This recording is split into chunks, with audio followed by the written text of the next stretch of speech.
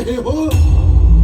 सबसे पहले तो मैं तुम्हारी इस माता को छीन कर ले जाऊंगा, तत्पश्चात तुम्हारे प्राण भी छीन लूंगा। सैनिकों, इस गाय की रस्सी खोलकर इसे राजभवन में ले चलो। नहीं, कदापि नहीं। मैं ऐसा कभी नहीं होने दूंगी, चाहे हमारे प्राण क्यों न चले जाएं। तुम सामना करोगी मेरे सैनिकों का? दया आती है मुझे तुझ पर।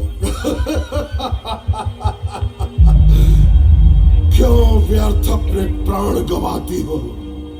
चुपचाप ये गाय हमारे सैनिकों को दे दो, अन्यथा क्या करोगे तुम?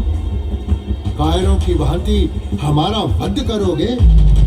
तो सुन लो राजन, हम ऋषि लोग यदि शस्त्र विद्या सिखाना जानते हैं तो शस्त्रों का प्रयोग करना भी जानते हैं। तुम्हें मुझसे युद्ध करना होगा। सैनिकों, देख क्या रहे हो? मारो इस बूढ़े को और ले चलो ये गाय अर्थात उनकी माता जी को। ले चलो इनकी माता। राजन, ये तो समय ही बताएगा कि कौन किसको मारेगा।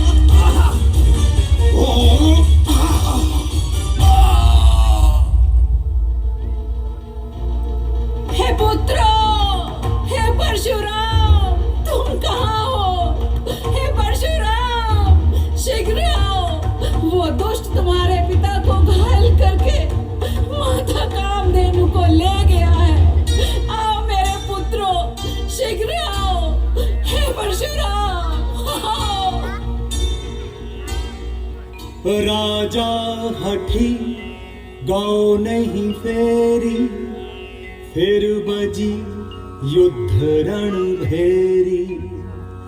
नृप आज्ञा सैनिक धार। माता कामधेनु उसके राजनिवास में उसे किसी प्रकार की सामग्री नहीं देती है, अपनी दैवीय शक्तियों का प्रयोग नहीं करती है।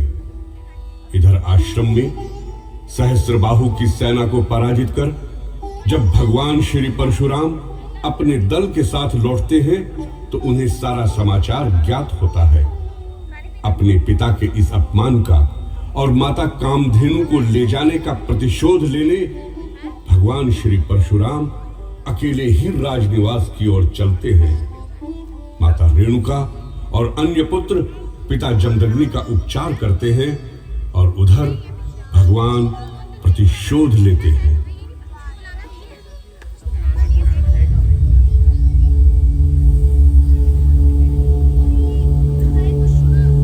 सेनापति, उस गाय ने कोई चमत्कार किया या नहीं?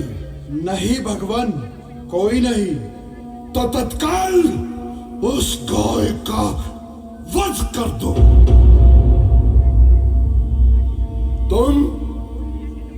तुम इस अवस्था में कैसे? उस दुष्ट परशुराम का शीश कहाँ है? भगवान, मैं तो स्वयं अपना शीश बहुत कठिनाई से बचा पाया हूँ। क्या यह संभव है? मेरी इतनी विशाल और पराक्रमी सेना जिसने समस्त राजाओं को परास्त किया हो, वो एक अतने से आश्रमवासी से हार गई? असंभव, असंभव है ये। असंभव को संभव करने वाले का नाम है परशुराम।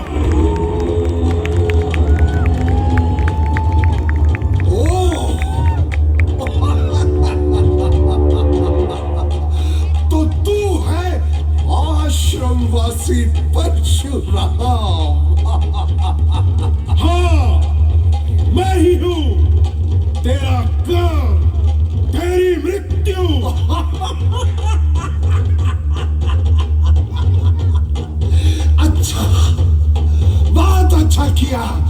तू स्वयं यहाँ चलकर आ गया, अन्यथा मुझे तेरे आश्रम में जाकर तेरा वध करना पड़ता।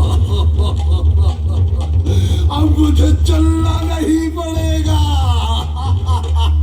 अब तू कभी भी चल नहीं पाएगा दुष्ट राजन। इस सभा से भी तू स्वयं चल कर नहीं जाएगा, अभी तू 4 कंधों पर रख कर ले जाया जाएगा। चुप, बस चुप कर जा दुष्ट, चुप कर जा। तू जानता नहीं तू किसके सम्मुख खड़ा है। नाम है मेरा सहस्रबाहु। ना कभी पराजय ना मुझे भय का हो। सहस्रबाहु, जिसकी 2 भुजाओं में ही सहस्र भुजाओं का बल है, जिसने समस्त राजाओं को अपने बाहुबल से परास्त किया हो, जिसने ऋषि दत्तात्रेय का वर प्राप्त करके लंका नरेश को पल भर में धूल चटा दी हो, उसे तू कंधों पे उठवाएगा? हाँ, अवश्य उठवाऊंगा।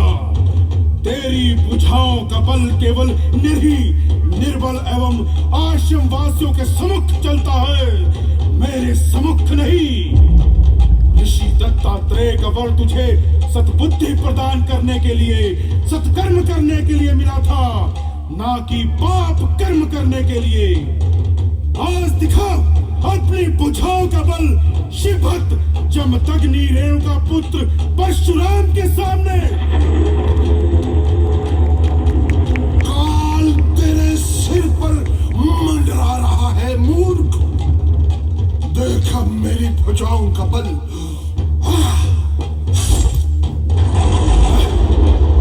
बस इसी बल का इतना घमंड कर रहा था तू, अब देख इस शिवभक्त का बल।